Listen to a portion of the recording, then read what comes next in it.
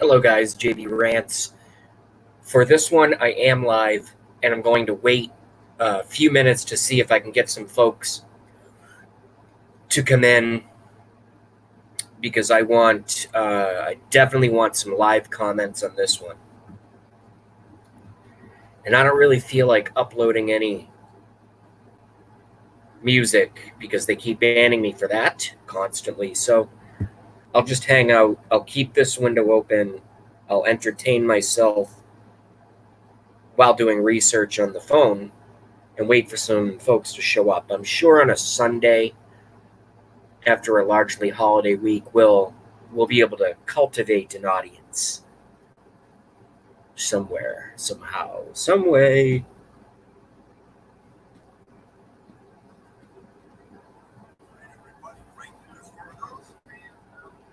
Law and order. Great news. Lady Justice is making a return visit to places like St. Louis. Remember, a little over a week ago, you had these poor, innocent Black Lives Matter peaceful protesters. They were minding their own business. They were walking down the sidewalk. They were directing traffic. They were rescuing cats from trees. When out of nowhere, two white supremacists emerged from their monument of racism, their mausoleum of hate, this mansion that could have only been built on land stolen from indigenous people, built by the stolen labor of African people, and they came out there, guns a-blazing like Yosemite fucking Sam. Get off my property, you motherfucking black people! It was like a Quentin Tarantino movie full of bad language coming from the white racists, brandishing weapons left and right. At one point, they even got a fucking Vulcan cannon from an A-10 strapped it to the top of their mansion and pointed it directly at a 12-year-old black kid. Guys, it was scary. Well, thank God. The police have come down to this mansion. They raided at 5 in the morning, just like Roger Stone. I'm surprised there wasn't CNN helicopters documenting this for us. SWAT teams kicking in all of their windows. And there's a lot of them because this is a fucking rich motherfucking mansion. And they liberated that house of those evil white supremacist guns. That's right, those guns are going to be charged with a hate crime, my friends. They're locked up deep inside of a St. Louis police department. They'll never see the light of day again. What the hell is going on? What the hell is going on? Take a look at this, guys. Over here at InfoWars. Cops raid mansion of St. Louis couple who defended home from protesters. Confiscate AR-15. That's an AR-14 if you're listening to Joe Biden, by the way. McCloskeys are now disarmed for simply trying to defend themselves and home against violent BLM mob. Police executed a search warrant Friday evening at the McCloskeys' home, seizing the rifle used in the June 28th incident, according to KSDK. The couple said that their attorney was in possession of the... All right, got someone watching. That's good enough for me. During the confrontation. I just wanted at least one or two people here, so when I get into this,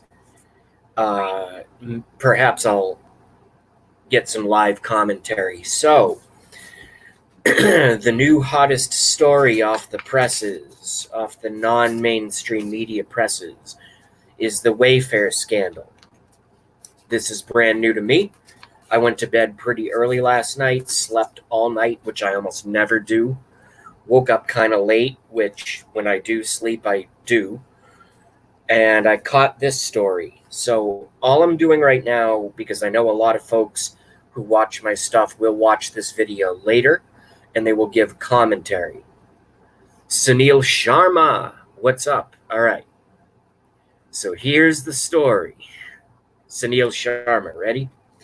This is within the last 15 to 24 hours. Okay?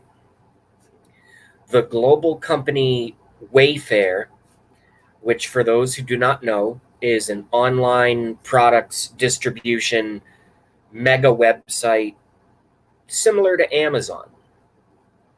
Glad to hear you're doing well, Sunil Sharma, and thank you for always showing up.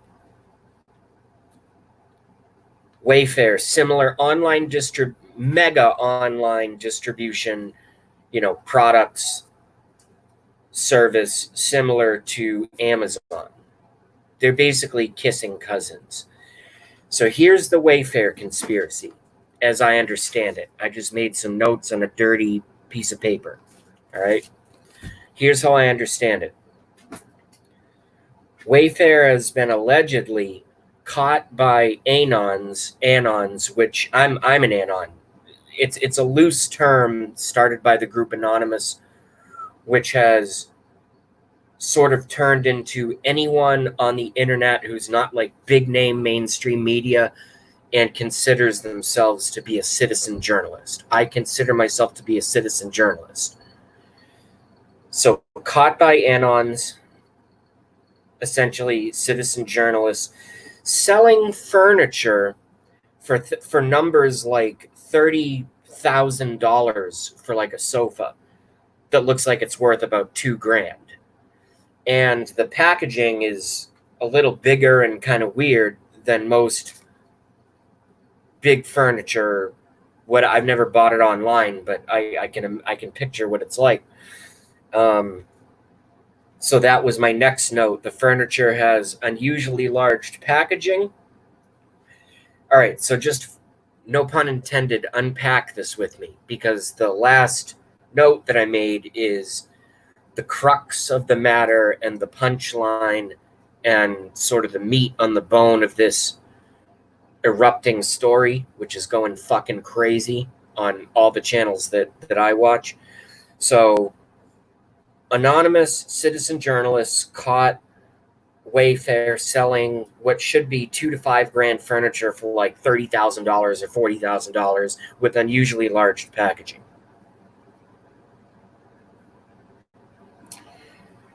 The furniture in question, in 5 cases, at least 5 cases, are all named after missing little girls and boys. So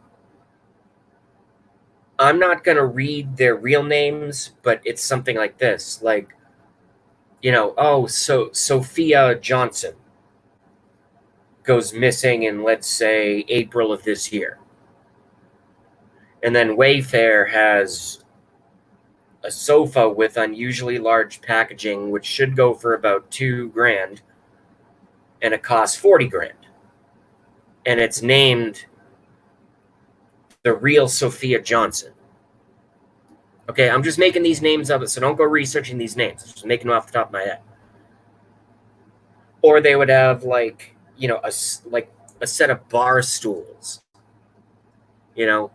What's that? $500 for really nice ones, going for like $25,000, and they're called,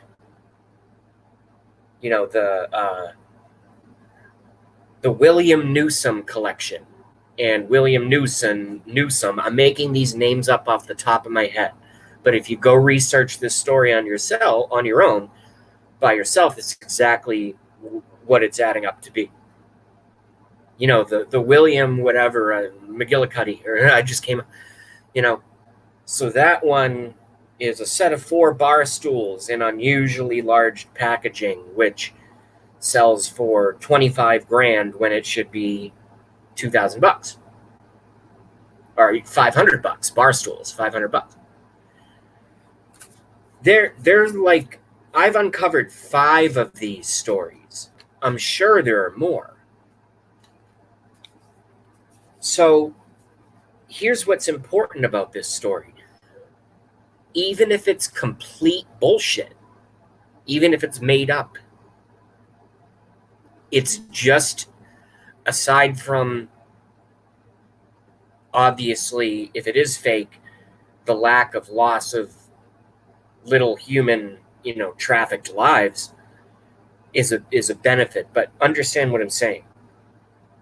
If this story is fake, the fact that it's blowing up and even getting into some of like the way bigger channels than mine, and it's a brand new story, is still a win for the freedom movement, the conspiracy movement, whatever you want to call it. Because just the fact that people would key into something like this so quickly, even if it is a hoax, which my quick evidence that I compiled in about 11 minutes suggests that there is something here. But even if there isn't, the fact that people are talking about stuff like this and it's going viral is night and day to what it was like when I was waking up, 10 years ago. Now it's no longer, oh, this person's crazy, oh, kill him. It's like, well, yeah, a lot of these politicians are fucked up. Maybe they are doing this. Maybe I'll look into it. That's a good thing. I'm not mad at the people for years and decades who have made fun of me, called me the worst names, wished the worst things upon my physical health that you can imagine. Not all the time, but over the years and years. I'm not mad at them. It's just they weren't at that stage yet. AKA, I was fucking smarter than them. And whenever I can get a one-up just by doing, good, which I think uncovering the truth is good, when I get vindicated on many, many circumstances and proven right, hell yeah, I'm going to look at those other people and be like, boy, didn't you wish you listened to me back then? You fucking asshole. No, I try not to do that. But I think this story has legs. It's a brand new story. You guys are going to hear about it from a lot more folks than just Jaybee Rants. Wayfair, the online distribution mega conglomerate of products similar to Amazon. Bullet point, caught by anonymous citizen journalists. Bullet point, selling furniture for $30,000 or $40,000 that should be $2,000 or $500. Bullet point, furniture has unusually large packaging. Bullet point, much of the furniture in question named first and last name after missing, presumed kidnapped kids. That's the story. Let me know what you think. I hope it's fake for the kids' sake. We'll see ya. Jaybee Rants. Sunil Sharma. I don't know if you're still here, but thank you very much. I'll see you on the next one. Peace.